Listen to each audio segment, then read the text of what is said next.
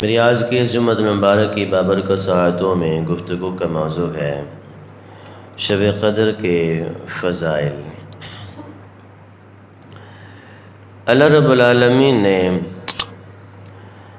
شب قدر کی شان و عظمت کو بیان کرتے ہوئے قرآن پاک کے اندر ایک پوری سورہ کا نزول فرمایا، جس کو سورہ قدر کے نام سے یاد کیا جاتا ہے۔ رب العالمین نے فرمایا اِنَّا أَنزَلْنَاهُ فِي لَيْلَةِ الْقَدْرِ، بے شک ہم نے اسے شب قدر میں اتارا۔ وَمَا أَدْرَاكَ مَا لَيْلَةُ الْقَدْرِ، اور تم نے کیا جانا کہ شب قدر کیا ہے۔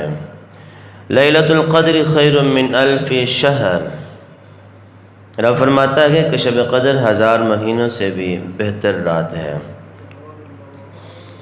تنزل الملائکۃ والروح فیہا بإذن ربہم، اس میں فرشتے اور فرشتوں کے سردار حضرت جبرائیل امین علیہ السلام اترتے گئے اپنے رب کے حکم سے۔ من کل امر سلام، ہر کام کے لیے اور جو بھی کام ہوتا گئے وہ سلامتی والا ہوتا گئے۔ ہی حتی مطلع الفجر، اور یہ سارے کے سارے سلامتی والے کام صبح چمکنے تک جاری و ساری رہتے گئے۔ شب قدر کا بڑا مقام ہے، بڑا مرتبہ ہے۔ اللہ رب العالمین نے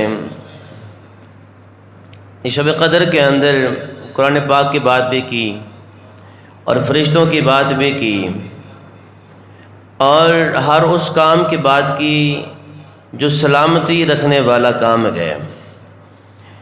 اسی سورہ قدر کے تحت تفسیر ساوی میں اس رات میں اللہ رب العالمین نے قرآن مجید کو لوح محفوظ سے آسمان دنیا پر نازل فرمایا، اور پھر تقریباً 23 سال میں حضور نبی کریم صلی اللہ تعالی علیہ وسلم کے سینہ اطہار پر اس قرآن پاک کا نزول فرمایا۔